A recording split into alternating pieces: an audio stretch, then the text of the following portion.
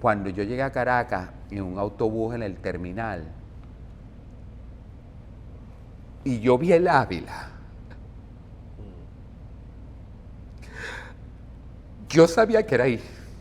Era como que yo hubiese nacido allí y me llevaron para Maracaibo, pero a mí los ojitos no me alcanzaba para ver aquello. El talento del... No, hazlo bien, papi. Cuidado. Hacía algo como así, mira. El sombrero así metido y yo me... Bueno. Yo tan encantador como siempre he sido, humildemente, que a mí me amaban los camarógrafos, el coordinador. O sea, yo tenía toda la parte técnica a mi favor, los productores. Esa era la gente que me aplaudía y se reía, aunque no diera risa, porque quería que yo quedara. Una actriz que no se lanza al vacío con las emociones de un personaje no es una buena actriz. Cuando uno está en la diáspora venezolana, empieza a valorar. Yo todos los días escucho a Simón, mi tío Simón. Yo vi una garza mora dándole combate a un río. Los colores, sonidos y sabores de mi tierra son presentados por Miyako Doral, un tatuaje de sabores en tu paladar. La Francia Joyería, elegancia y estilo en cada pieza. El talento del... No, hazlo bien, papi. Cuidado. Miren, el talento de mi invitado es inagotable. Él se ha paseado por diferentes áreas de las producciones, tanto dramáticas como teatrales. Él es un maracucho que decidió irse a la capital de Venezuela y luego a la capital de América, que es Miami. Él tiene talento para las producciones, para escribir con una agilidad, unas obras de teatro que la gente se disfruta desde que empieza hasta que termina y quedan con ganas de más. Pero además, el señor tiene una mano para cocinar que deja a quienes probamos su comida enamorados de ese sazón que definitivamente es venezolano y lo tiene una persona que no lo puede compartir con más nadie, que es Enrique Salas. ¿Qué tal? ¿Cómo estás? Gracias, qué bella presentación. Enrique, bienvenido a Colores, Sonidos y Sabores de mi Tierra. Tú no sabes lo que yo he querido estar en este programa. Pues bienvenido. Yo quería hacer este programa aquí, mira, aquí va un disclaimer. Yo quería hacer este programa en la cocina de su casa. Yo quería que el señor Enrique Salas me preparara una comida mientras íbamos realizando esta conversación. Pero como eso no se dio, aquí hay unas copitas de vino, así que salud. Y no se dio porque yo le abro la puerta. Toma, toma primero. Primero, salud. Divino el vino. No se dio porque yo generalmente, bueno, mi casa es un templo. Yo generalmente dejo entrar a mi casa a gente que quiero muchísimo y a él lo quiero muchísimo y lo valoro muchísimo. Pero yo estoy debutando como papá de 2 perritos, Whisky y Ron. Y Whisky, que es el mayor, me salió muy bien educado, pero Ron, que lo acabo de adoptar en este mes de diciembre del 24 y estamos en los primeros meses del 25, está en el proceso de educación. Entonces yo sabía que Ron no iba a permitir la grabación. La grabación, se iba a ladrar, se iba a meter, se iba a subir en tus piernas y iba a ser un poco cuesta arriba grabarla ahí. Pero aquí estamos. Pero yo aquí quiero estamos. conocer la vida de ese productor que ha cautivado a tanta gente, porque son miles de personas los que han disfrutado Relatos Borrachos. Yo sí soy arrecha, que es como una parte de los Relatos Borrachos, Sí, ¿no? es como el apéndice de Relatos Borrachos. Yo con mi arte tengo Yo con mi arte y un tengo. montón de obras más, pero yo quiero conocer a ese Enrique muchachito en Maracaibo. ¿Cómo fue la infancia de Enrique Salas en Maracaibo?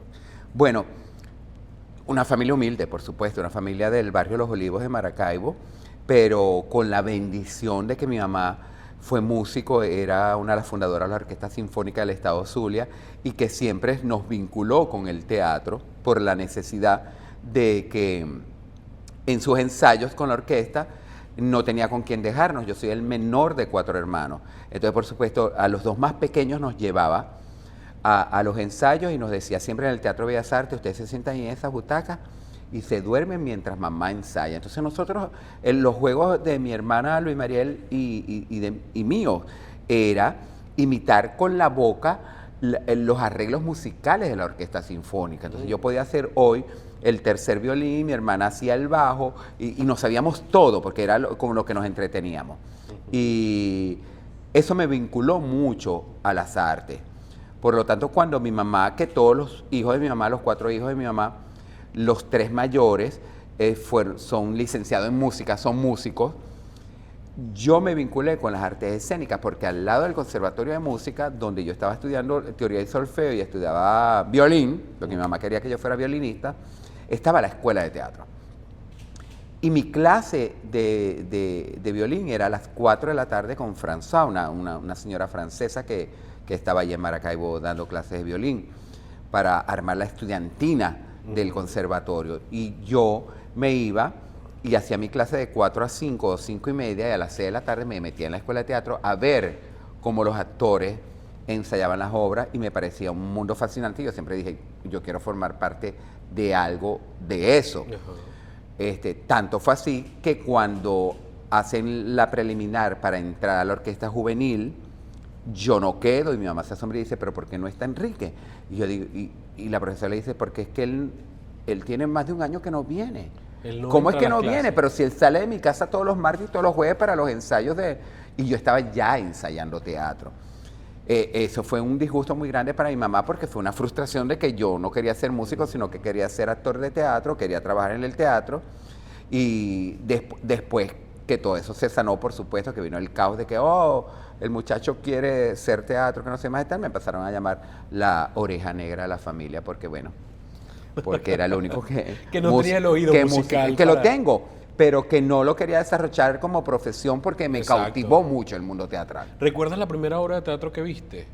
Claro, vi de la Compañía Nacional Juvenil El pasajero del último vagón, que la llevaron a un festival en Maracaibo de teatro, y yo quedé fascinado con eso. Y yo dije, yo quiero hacer algo dentro de eso, o el extra que está atrás, o el protagonista, o el que echa el humo, pero necesitaba estar dentro de ese mundo, que para mí era fantástico, porque era un mundo de contar historias que realmente uno en la vida real no se iba a vivir. Y por supuesto protagonizada por la gran Pilar Romero y Roberto Moll, en ese momento que estaba recién llegado a Venezuela, que no hacía telenovelas, que era conocido por un comercial llamado El hombre de la bolita, de Moon Bolita, bajo el brazo de Sensacional, y era un gran actor que yo estaba descubriendo primero en el teatro que en la televisión en Venezuela. Ahí eso me marcó. Ahí yo dije, yo tengo que irme de Maracaibo, tengo que estar en Caracas, necesito formar parte de eso. Y bueno, evidentemente después de bachillerato logré hacerlo. ¿A qué edad pasó eso? Y te iba a preguntar que cómo decides irte a la capital de Venezuela, porque estabas en Maracaibo, y en Maracaibo han salido mucho talento, ha salido muchísimo talento en la música, en la actuación, en la presentación, en todo. Claro. Bueno, yo estudiaba en un liceo llamado Ludón Pérez, donde lo importante para mí de estar en este liceo era que había un grupo de teatro dirigido por Ilva Dor, era el grupo de teatro Dor, y todo el mundo decía que de ahí había salido Giancarlo Simanca. Entonces, esa era mi referencia de importancia porque estudiar en ese liceo, porque iba a asistir al grupo de teatro, y de ahí había salido Giancarlo Simanca, que ya era una figura de la televisión, del cine y del teatro venezolano. Por supuesto, al empezar a estudiar teatro y formar parte del grupo, empecé a bajar las calificaciones en las materias normales de humanidades, que yo estudiaba cuarto y quinto año de humanidades, y mi mamá me dijo, si tú sales mal en alguna de las materias, no haces más teatro. Y eso me hizo un estudiante eximido, de 19 y 20, porque yo lo que quería es que me dieran el premio de poder seguir en el grupo de teatro. Y cuando entendí que era así, yo le dije a mi mamá, cuando me gradúes yo quiero que me regales un viaje a Caracas, porque yo quiero conocer el Teresa Carreño y quiero conocer el Ateneo de Caracas, en Caracas. Y mi mamá me regaló ese viaje y me llevó, y yo me quedé. ¿En ese viaje te quedaste? En ese viaje me quedé, porque en ese viaje, en el Café Rajatabla, me le presenté, porque yo no conocía a nadie, me le presenté a Roberto Moll, le pregunté si él estaba dando clases de actuación, si había algún taller de actuación, y él me dijo que no estaba dando ningún tipo de clase de actuación en ese momento, porque estaba enseñando una obra que era un clásico muy complicado, que era Hamlet, de William Shakespeare, que es dirigido por el maestro Horacio Peterson, y con Esteban Herrera de protagonista, y él era el Hamlet, y que él en ese momento no podía estar dando talleres, pero que había muchos talleres buenos que investigar ahí en el Ateneo. Y cuando yo me levanté de la sillita donde estaba sentado, que estaba hablando con él me vio el tamaño, yo con corta edad siempre fui alto, él me vio el tamaño y me dijo, oye, ¿sabes qué estamos buscando? Unos figurantes en el teatro son extras, para que hagan una batalla dentro de Hamlet. Y mañana hay un casting a las 2 de la tarde aquí en la sala de conciertos del Ateneo de Caracas. ¿Tú puedes venir? Y yo fui. Y de 11 muchachos, yo quedé entre esos 4. Entonces, convencí a mi mamá de que ella me tenía que dejar hacer la temporada. ¿Cómo se hace eso, o sea, para convencer a una mamá? Bueno, ¿Qué edad tenía? Bueno, mi mamá. ¿Era menor de edad? Tenía 17 años. Pero mi tío José Sala era escenógrafo del Rajatabla y ya estaba involucrado en el mundo del teatro y mi mamá habló con él y dijo, si tú te haces responsable por Enrique, yo lo dejo para que él haga su obra de teatro. Mi mamá contando que iba a hacer esa obra de teatro y que yo, por supuesto, ya en agosto, septiembre, estaba otra vez en Maracaibo para iniciar mis estudios universitarios en Maracaibo, estado Zulia. Cosa que no pasó. Cosa que no pasó, porque yo con esa obra viajé fuimos hasta un festival que se hizo en Madrid. Siendo figurante en Hamlet. Bueno, porque empecé como figurante, Ajá. pero yo me sabía las líneas de todo el mundo. Entonces, cuando un actor se enfermaba, yo decía, yo lo puedo sustituir, y ellos permitían que yo lo hiciera. Y estaba pendiente de la producción. Después la producción de Anabel Grave, que más nunca supe de ella, ojalá esté bien y esté viva y pueda ver este programa, te mando besos y agradecimientos, mi amor. Me dijo, yo estoy necesitando a alguien para la asistencia de producción, ¿qué haces tú en las mañanas? Y yo, nada, tú puedes trabajar conmigo. Entonces ya yo tenía 2 trabajitos, que era el trabajo de figurante y el trabajo en producción. Y fue la primera vez que empecé a ganar dinero. Entonces, mi carrera de teatro profesional se inicia cuando empecé a ganar mi primer chequecito haciendo teatro. Y fue en la Compañía Nacional de Teatro y fue en el Teatro Nacional de Venezuela. Y fue con una gran obra que fue Hamlet, dirigida por Horacio, protagonizada por Roberto Moll y Esteban Herrera, que eran las lumbreras del teatro en el momento. ¿Y qué dijo tu mamá cuando le dijiste, me quedo y aquí está el primer cheque que me pagaron? ¿Recuerdas esa reacción? Mi mamá manipuló. Yo me acuerdo que ella me llamaba. Yo la llamaba, en ese momento no había celulares, había que llamar con una tarjetita en un teléfono que se metía y te contestaba ella en la casa y ella me decía que me fuera, que ella se sentía mal, le subía la tensión, todas esas cosas, que a mí me preocupaban mucho, pero era más fuerte las ganas de querer estar donde estaba y lo que me estaba viviendo que el temor de que mi mamá no iba a estar bien, porque al fin y al cabo tenía 3 hermanos más allá que la estaban cuidando y que ellos me decían, relájate, ya está nerviosa, le teme mucho a las drogas, le teme mucho que te vayas a perder por allá. Yo nunca he consumido droga porque sé que uno de los temores de mi mamá más grandes era que en ese momento de los 80, tener un hijo marihuanero o drogadito era como que perdimos a este muchacho, y no había tanta información. Entonces eso era lo que ella más y había mucho mito sobre el teatro y la televisión y el arte. Sobre el arte en general, decían sobre que el se mete arte. artista, termina drogadicto y toda la gente era mala, ese muchacho se va a descarriar, se va a perder, no tiene un representante que lo cuide, va a hacer cosas más. Yo fui muy temeroso de todo eso por los miedos de mi mamá y hoy en día se lo agradezco porque ciertamente el mundo es mundo y a lo mejor pasaban cosas a mi alrededor que en medio de mi inocencia y mi temor hacia las palabras de mi mamá no me dejaban ver y no me atreví nunca a ir más allá de lo que yo veía así y pensar que todo el mundo era bueno y no involucrarme en nada que a mí me diera temor y me dio mucho temor siempre en muchas cosas. Y también llega a tu vida la televisión. Después. Porque estás en Radio Caracas, también estuviste en Venevisión, hiciste un show de dobles. Después, sí. ¿Cómo llega a saber que no solamente el teatro, sino que también la televisión es un nicho en el que puedes estar y que lo puedes hacer perfectamente? Bueno, porque la televisión era el único celular que yo tenía, que teníamos nuestra generación. Nuestra generación no tenía una pantallita donde poder ver TikTok, ni poder ver redes de Instagram, ni poder ver a nadie, sino que habían 2 celulares en Venezuela, que eran RCTV y Venevisión. Entonces, quienes salían en RCTV y en Venevisión eran populares. Entonces yo los comparo hoy en día con las redes, porque las promociones de las telenovelas, de los programas y todo, esas son las historias.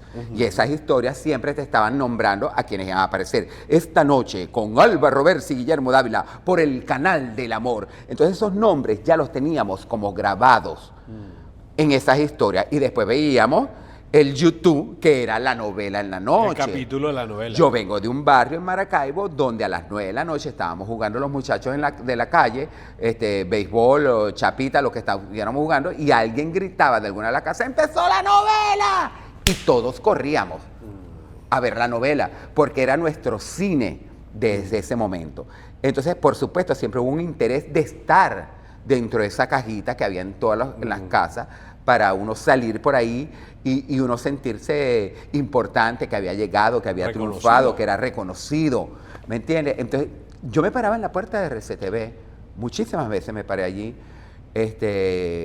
a pedirle autógrafo a los artistas. Y Carolina López, que es una actriz zuliana que tuvo mucho éxito en los años de los 80 y que incursionó en la actuación con muy buenos personajes en los años 80, me contrató como asistente de ella, porque en ese momento había en las telenovelas había que llevar una secuencia del vestuario de los capítulos. ¿Y lo llevaba el actor como tal o su había asistente?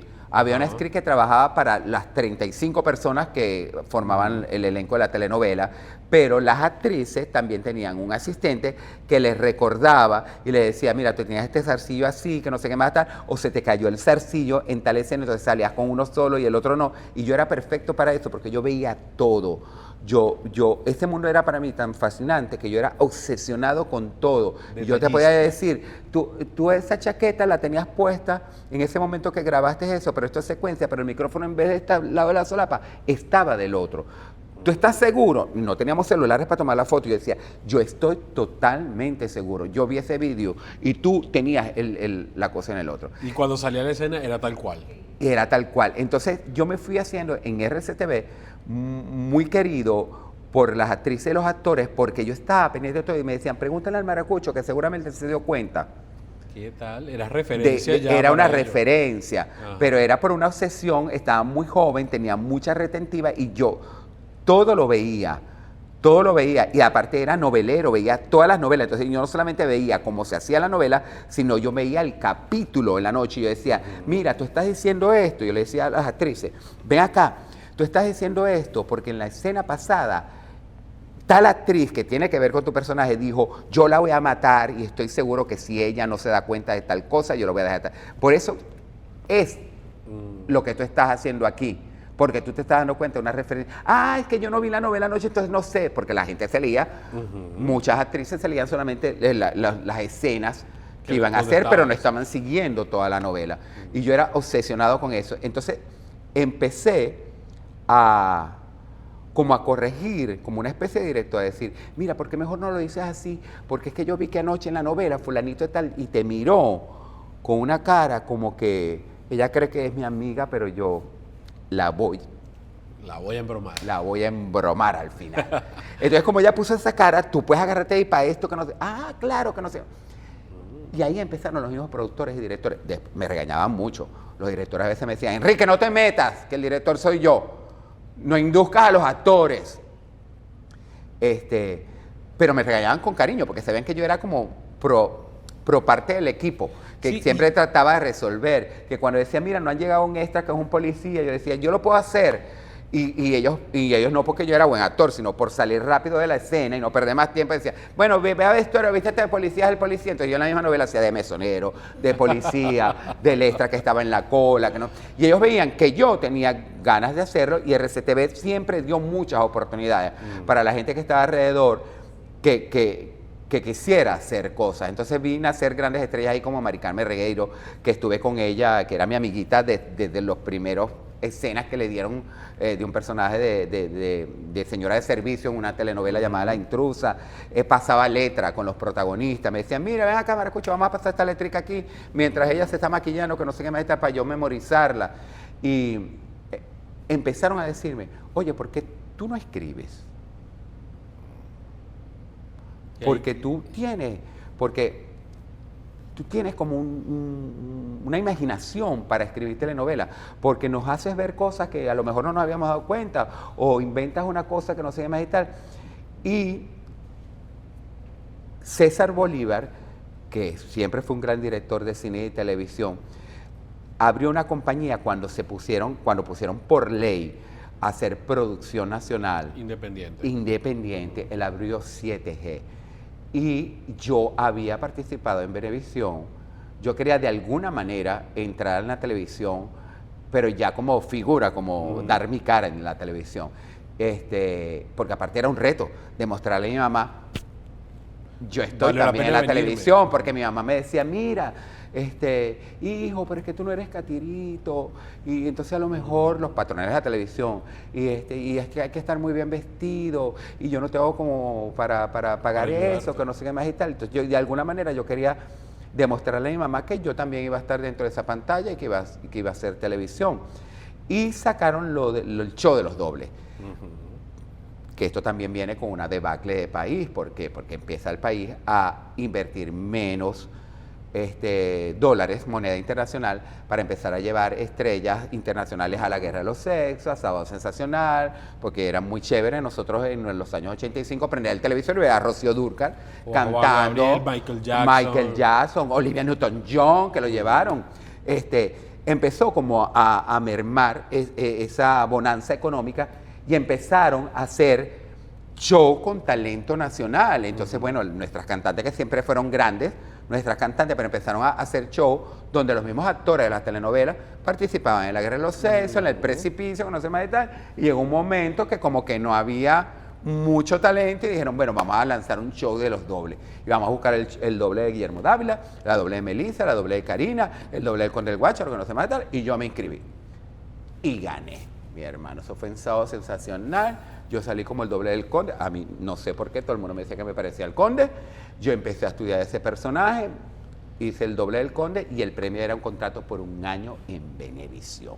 ¿Y recuerdas algo de lo que hiciste para llegar a imitar bien al Conde y ganar ese concurso? Veía muchos videos de él y por supuesto, lo más difícil era no poder decir malas palabras en televisión, cuando todos los CD que se vendían del Conde eran unos shows con malas palabras, pues, pero era el humor venezolano lo que daba risa. Entonces, lo más difícil era dar risa sin poder decir esos chistes. Sí, pero porque muchas veces eran las malas palabras lo que llevaba también a la lo gente que le a la daba el risa. sentido, pero el Conde también cantaba muy bien, hacía parodias con la música, que no sé más y tal, y yo me enfoqué fue en eso. Pero realmente cuando yo me vi vestido del Conde del Guácharo, yo dije, yo tengo que ganar esto porque... ¿Y la voz? Igual. Conde, ¿cómo bueno, sonaba? lo imitaba y decía, así, monería y todo. Monería. Hacía algo como así, mira, el sombrero así metido y yo me... Bueno. Idéntico, tal cual.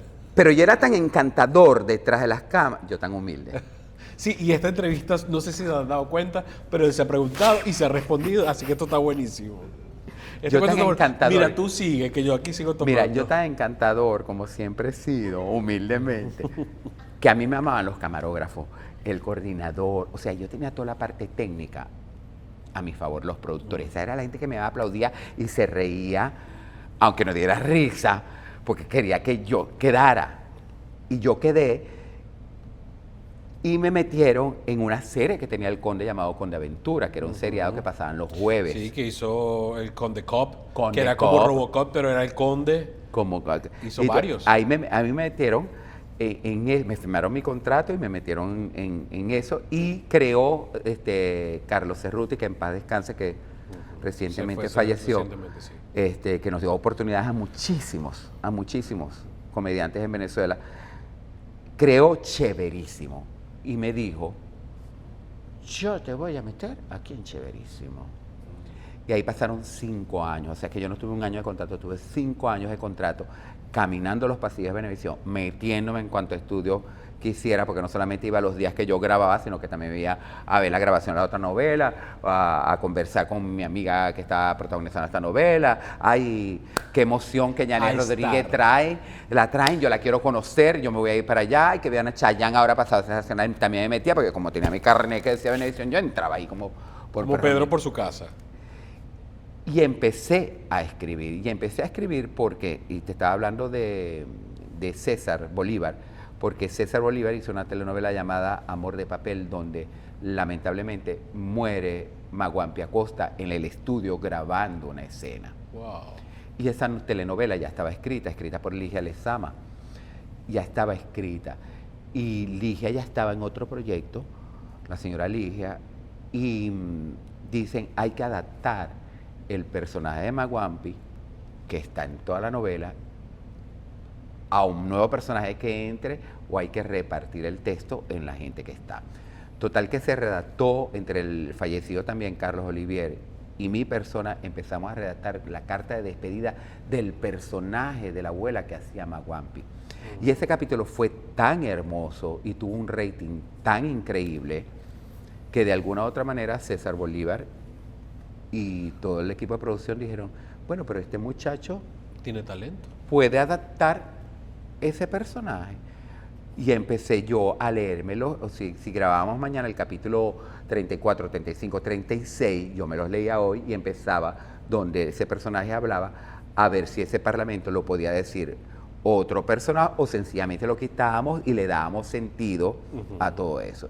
Y ahí fue donde empecé a escribir. Y yo dije, oye, yo puedo escribir para el teatro, porque aquí en la televisión solamente tendría que escribir cuando los gerentes o algún autor de alguna telenovela me permita dialogar, cosa que después hice años después.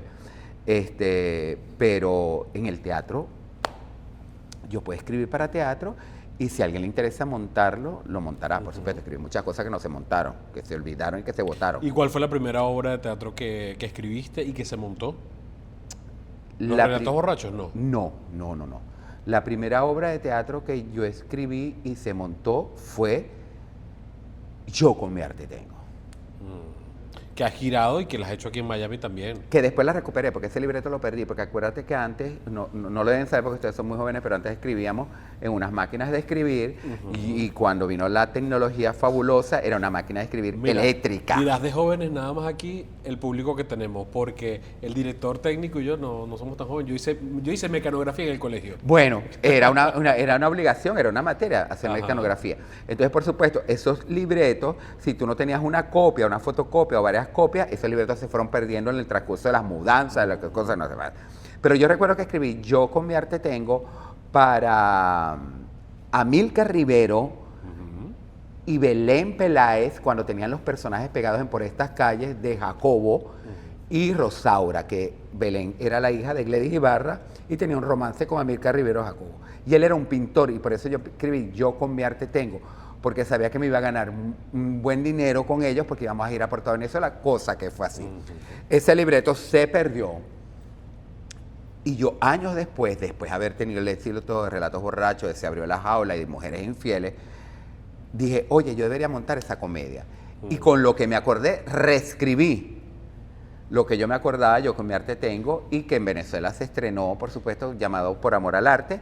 Después se hizo Voltea para que te pintes, porque estaba pegada la novela Voltea para que te enamores y Jonathan era mi protagonista y se hizo Voltea para que te pintes y después aquí en Miami la volvimos a montar con el nombre de... Con el nombre original. Yo con mi arte tengo. Que le hizo Juan Carlos y Yubana, ¿no? Juan Carlos Yubana y mi amigo que está en Telemundo, Carlitos Adrián. Carlos Adrián. Exacto. Carlos Adrián. Sabes que hay algo que a mí me llama mucho la atención de tu vida y es la capacidad que tienes para hacer amigos.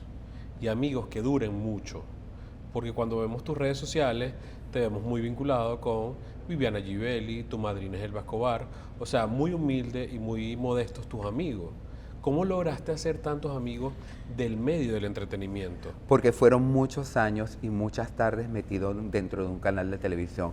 Y dentro de un canal de televisión tú te conviertes como una familia de novela que puede ser un amor de una telenovela, de los 8 o 10 meses que puedes estar compartiendo con una gente, o puedes hacer la familia para toda la vida. Evidentemente, no hicimos familia para toda la vida, los que pasaron por mi vida y no me dejaron nada, los que yo pasé por su vida y no les otorgué nada, pero yo me vivía al lado de Viviana toda caína, cuando la metieron en la guerra de los sexos, todo su proceso de convertirse en animadora, cuando me dijo quiero ser mamá, yo conocí la familia de Viviana, pero eso iba dado por muchas tardes y lo mismo me pasaba con Elba. Yo, yo quería ser de alguna manera familia de Elba porque Elba y yo teníamos una compenetración en el teatro y en la televisión muy afín y Elba a mí siempre me regañó como una mamá y me sigue regañando como una mamá por mi bien. Y por supuesto cuando tuve la oportunidad de mi primer matrimonio de nombrarla madrina, no lo pensé porque es que yo quería llamarla a ella madrina toda mi vida, o mamá toda mi vida, o hermana toda mi vida. Pero son como seres humanos que es la familia elegida, lo que te da alrededor y yo he podido establecer, hay mucha gente que ha pasado por mi vida que generalmente yo la veo y tengo un grato recuerdo de ellas y de ellos hacia mí, pero que no se quedaron, que no están en el día a día. Pero hay una gente que Dios ha permitido que permanezca y que exista. Y así como tienes esa gente que ha permanecido y que ha estado, y otra gente que quizás ha pasado y que la puedes recordar con mucha emoción, ¿también tienes gente que preferirías no recordar? Claro, claro, yo he dejado queriendo, amando a gente que no tengo la capacidad, la resistencia o la compasión del roce diario, que a lo mejor siento que yo no puedo otorgarle las palabras que esas personas necesitan, que a lo mejor me roban mi paz, que no son malas personas, ni eso me hace a mí ni mejor ni peor, pero que realmente no quiero lidiar con eso porque son cosas que me afectan, me preocupan y no puedo hacer nada. Por ellos, claro, yo he decidido en determinado momento no tratar y no tener a mi lado a gente que no es que no me aportan, que me restan paz. Y eso es valioso espiritual. para la paz, Y eso a a la medida del tiempo y los años, uno valora más eso. Uno dice, no quiero estar en esta angustia. O con esta zozobra de estar con No esta quiero persona. estar con esta zozobra. No quiero atender esta llamada y me está llamando. Sabes que cuando te presenté dije, aparte de todo el tema de la producción, de tu amor por toda la parte artística, también eres muy amante de los sabores. ¿Quién te inculcó o de quién aprendiste a tener ese sabor, ese sazón en tus comidas? ¿Dónde viste ese ejemplo? Mi mamá cocinaba muy mal. Yo pensé que me iba a decir, mi mamá cocinaba muy bien. No, muy mal, muy mal, muy mal. Tu mamá era músico, así Mi que... mamá era músico, pero mi mamá no era ni ama de casa, a mi mamá no le gustaba limpiar, a mi mamá no le gustaba atender el hogar como ama de casa, pues hacer una cena, que no sé. No, ella era un músico que ella venía, ella generaba, fue proveedor de todos nosotros, mi mamá fue sola, nosotros no tuvimos papá, entonces mamá era la que llevaba todo para el hogar. ¿Nunca llegaste a ver a tu papá o sí llegaste a conocerlo? Una vez, en una oportunidad, yo llegué a ver a mi papá y estaba en una clínica con mi mamá, que estaba en un chequeo médico de mi mamá, y yo estaba sentadito al lado de mi mamá, tendría que 6 años, y mi mamá me dijo, ¿tú ves a aquel señor que está allá? Ese es tu papá. Esa fue la única vez. Yo escondí la cabecita en las piernas de mi mamá. No quiero nada que ver con ese señor. Porque me dio terror, porque no sabía cómo, o sea, una de las cosas que yo tengo, uno de los capítulos que no he cerrado en mi vida es que hubiese querido tener más madurez, más edad y el entendimiento que tengo ahora para yo haberme acercado y aunque sea un reproche o una explicación o un encuentro o un abrazo, pero 6 años no tenía conocimiento de nada. ¿Y te dijo el nombre de tu mamá o no? Y mi mamá me lo lanzó así de una manera tan, mira, ese es tu papá. ¿Y sabes el nombre de tu papá? Claro, se llama como yo, Ya no está, ya él falleció antes que mamá. Pero bueno, lo cierto es que yo aprendí a cocinar porque yo veía los programas de televisión en las mañanas, estaba Adino. Ángel Lozano en la cocina y yo me ponía a jugar el cocinero en la cocina y entrevistaba a mis hermanas y le decía, hoy tú vas a hacer China Easton. Y vas a hablar como China Easton, vas a hablar en inglés, pero es que yo no sé hablar inglés. Bueno, tú dices, watch a how, why, y hoy vas a ser fulanita de tal. Entonces yo entrevistaba a esos personajes mientras yo cocinaba. Y mis hermanos les gustaba más lo que yo hacía que lo que pudiera hacer mamá, por supuesto. Entonces siempre me decían, Enrique, pero cocina tú. Y empecé yo a cocinar y empecé a interesarme en las recetas, y compraba recetarios y empezaba como a investigar un poco de la cocina. Así que yo siempre estuve vinculado a la cocina a través del arte porque siempre canté, hacía esos shows de televisión en la cocina, me encanta eso de decir, bueno, y picamos la cebolla así, y mientras con la magia de la televisión, ya aquí tenemos una lista, y después de comerciales le vamos a explicar cómo queda este pasticho.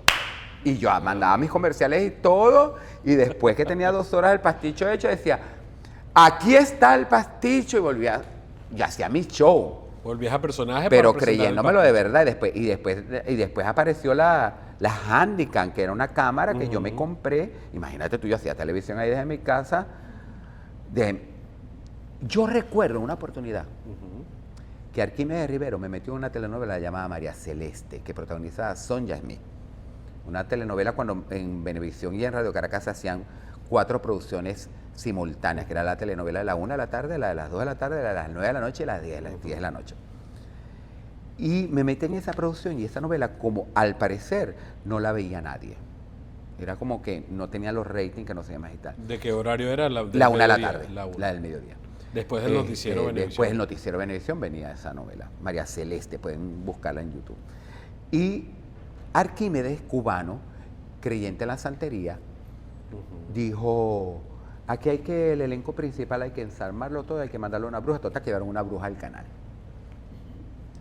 Y esa bruja, que no recuerdo su nombre, me dijo a mí, yo te veo a ti como hablando con un reloj todo el tiempo y hablando de la gente, y tú le vas a llegar a mucha gente. Y yo decía, como los supersónicos, porque los supersónicos tenían un reloj donde hablaban. Yo hoy en día entiendo que eso es el celular, que es lo que hacemos con el celular. Pero en ese momento no, en ese momento lo que había era un busca persona que lo tenían los médicos, que era papá.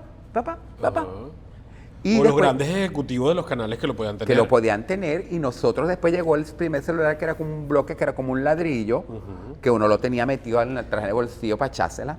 De Telcel Belsouth. Ajá. Y uno se la pasaba, yo me la pasaba arrastrado por todo el piso buscando señal, porque yo, aló, no te oigo. Pero no existía eso, y hoy en día que uno prende la cámara y le puede llegar a tanta gente, puede ayudar a tantas personas, las personas que te pueden ayudar a ti a través de las redes sociales.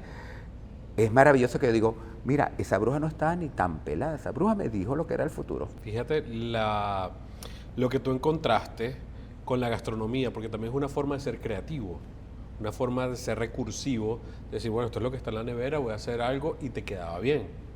También con la producción, o sea, el decir, aquí estoy, el no tener el miedo de decir, no, bueno, es que yo no sé hacer eso. Creo que todo lo supiste hacer. Si te decían, ¿usted sabe hacer esto? Sí, yo lo sé hacer. Bueno, todo lo sabe uno hacer porque uno es atrevido, porque uno se lanza, ¿no? Y cree en tus emociones, y cree... tú tienes este programa porque lo soñaste, y me imagino que al principio te dio nervio, pero tú te lanzaste al vacío. Quien no se lanza al vacío, una actriz que no se lanza al vacío con las emociones de un personaje no es una buena actriz. Igual es uno, si uno no se lanza al vacío ay, me da miedo que me llame una cliente y me diga, oye, te quedó salada la sopa. Me da terror, porque la cocina es energía, y ahí no hay una receta, y hay una emoción que uno le mete a eso. No sabe lo que lleva una sopa. Yo sé perfectamente lo que lleva una sopa de costilla, pero yo no lo hago contando las cucharadas de sal que le voy a echar a eso. Yo voy con mi energía cantando y haciendo esa receta. Por supuesto que hay un temor de una gente que te diga, oye, la yaca tiene aceituna, yo no como aceituna. Oye, sí tiene aceituna. Pero sácasela. Pero hicimos la yaca, o sea, como hago yo para darte la que no tiene aceituna. Uno siempre tiene ese temor, pero uno va confiado siempre en la energía, la buena energía y la buena voluntad que uno le pone, y uno siempre tiene que honrar los dones que Dios le da a uno, y me parece que es un acto de amor que la actriz se lance al vacío con una interpretación, y uno se lance al vacío con un cuento que es mentira, porque todo lo que uno escribe es mentira, porque aunque parezca la vida real, es mentira, no está pasando, es ficción, no está pasando en ese momento, pero ponerle toda esa emoción de decir, aquí estoy, esto soy, y esto es lo que te puedo dar, y te puedo conmover, es lo que te logra conectar y decir, oye, una vez más lo estamos haciendo bien. Total, y yo creo que sí es muy real ese libro de Como agua para chocolate.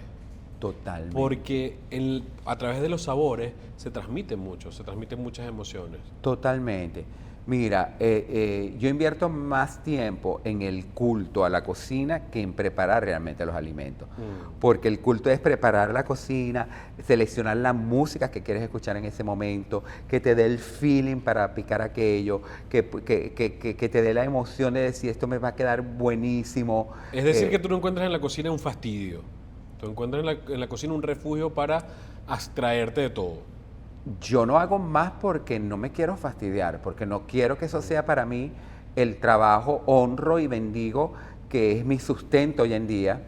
Pero yo digo, a mí me pueden llamar y me pueden decir, mira, mañana que tenemos un evento y son 35 personas, tú nos puedes hacer el almuerzo. Y yo te voy a decir que no prácticamente, porque eso para mí es un estrés y todo lo que me ocasiona a mí un estrés me ocasiona como una obligación que yo la tengo que hacer, donde tengo que inyectarle la obligación. Y como yo he visto tantos cocineros en esta vida diciendo, ya mete eso ahí, que yo digo, Y eso no sabe mal. puedo cocinar, no quiero cocinar, puedo hacerlo, pero no quiero cocinar así, porque yo quiero que lo que te llegue a tu vocación, que necesito el dinero para pagar mis cosas, pero quiero que sea un acto de amor, que me digas, oye, me recordó el sabor de mi abuelita, me recordó el sabor de un plato que hizo mi tía, me recordaba cómo hacía el sancocho mi papá. Eso es el pago mayor que yo me puedo llevar y por eso lo publico en las redes cada vez que me mandan un mensaje de eso y digo, ay, yo me la tengo que echar y ponerlo, porque Claro. es realmente lo que yo quiero. Lo que tú quieres perseguir. Enrique, ¿y qué paisajes tienes tatuado en tu memoria de ese Maracaibo o de esa Caracas de cuando eras chamo? Que si cierras los ojos lo puedes ver ahorita. Por supuesto, de Maracaibo, el patio de la casa de mi mamá es una cosa que para mí es ¿Qué había en ese patio? imborrable. 17 matas de mango, 4 de níspero, un cocotero. Mi mamá tenía un patio, esa casita todavía existe. La casita y el patio era como infinito. Y todos nosotros lo hacíamos en el patio. Ahí nos agarrábamos la guerra de las uvitas verdes, la cazada de los machorros, todo lo hacíamos en ese patio. Y comíamos, no nos dábamos cuenta, pero uno tenía hambre, se montaba una mata y bajaba un mango. Si era verde, te lo comías con adobo y era maravilloso. Si estaba maduro, te quedaban los hilos del mango entre los dientes y era divino. Los nísperos se perdían y a veces hacíamos batido de níspero y era maravilloso. Ese recuerdo lo tengo de Maracaibo, más allá del puente, de la chinita y todas esas cosas que nos inculcan en la mente, que es Maracaibo. Tengo el recuerdo de mis primos y nosotros jugando en ese patio. Y de Venezuela, por supuesto, lo que yo más amo, que a veces me siento traidora a la patria zuliana, es el Ávila. Porque cuando yo llegué a Caracas en un autobús en el terminal, y yo vi el Ávila, yo sabía que era ahí. Era como que yo hubiese nacido allí y me llevaron para Maracaibo, pero a mí los ojitos no me alcanzaba para ver aquello. Era majestuoso y siempre he amado el Ávila, siempre he dicho que el lugar más alto donde yo he estado es en la cima del Ávila, que el lugar más seguro donde yo me he sentido, donde mi alma se ha conectado con Dios, es viendo el Valle de Caracas, allá arriba en el Ávila. Yo nunca tuve miedo de subir al Ávila. Nunca tuve miedo de subir al Ávila de noche, porque para mí era estar cerca de Dios. Y después que mamá fallece en el 2011, era estar cerca de mamá. Entonces para mí el Ávila tiene, de hecho yo lo único que pinto es el Ávila, porque el Ávila para mí es un corazón energético muy fuerte. Y Caracas para mí significó mucho. Caracas significó el poder relacionarme con la gente que amo hoy en día, el poder haber hecho mi carrera, el poder haber obtenido una visa de habilidades especiales como artista aquí en los Estados Unidos y una residencia a través de mis trabajos que hice en Venezuela. Caracas me regaló un hijo hermoso que es José Manuel Suárez, un muchachito que su mamá, a través de una obra de teatro que era El Libro de la Selva, me lo entregó pequeño de 5 años y me dijo, Enrique, te confío a José Manuel. Y José Manuel se fue a mi casa y no salió de ahí hasta que era un hombre grande ya ganando reales, trabajando ya en televisión. yo extraño mis peleas con ese chamo que le decía, anda bañate, que no estás bañado hoy, te estás haciendo el loco. Extraño sus reclamos hacia mí porque aparte un chamo con una inteligencia brillante que Y un también podía ver talento. fallas y me podía decir, pero ¿cómo tú escribes una cosa llamada el sauna y vas y escribes otra llamada el Ávila y son del cielo a la tierra y una es una gloria y la otra es una vaina que yo que no sé?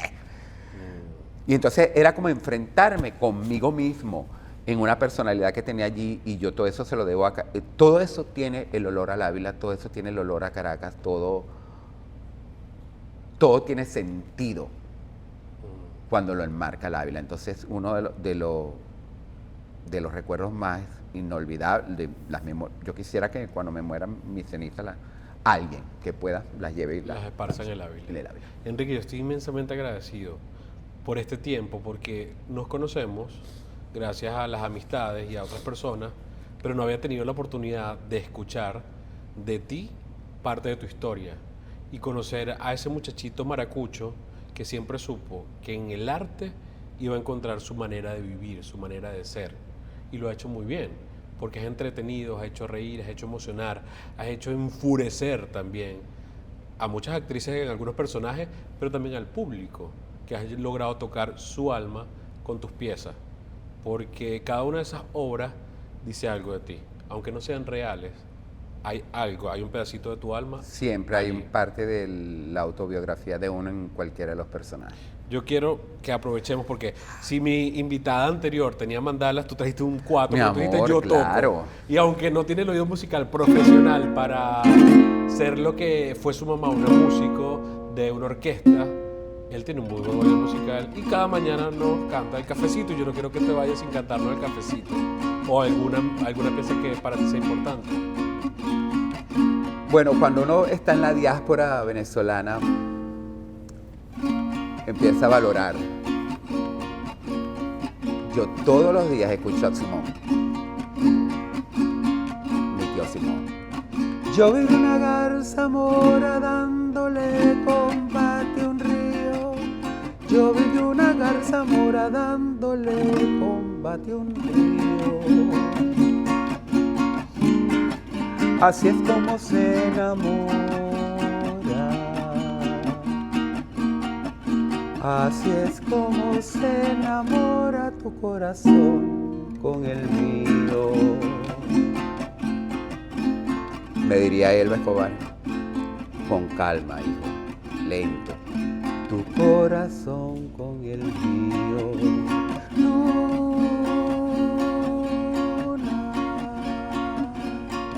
Luna nueva, menguante. Luna llena, menguante. Cafecito, cafecito, cafecito mañanero. Yo me tomo un cafecito con mi Franklin que lo quiero. Cafecito, cafecito, cafecito en tu programa. Cafecito, cafecito, cafecito en tu programa. Yo me tomo el cafecito porque tú le pones ganas. Yo me tomo el cafecito porque tú le pones ganas. Cafecito, cafecito con Franklin en su programa.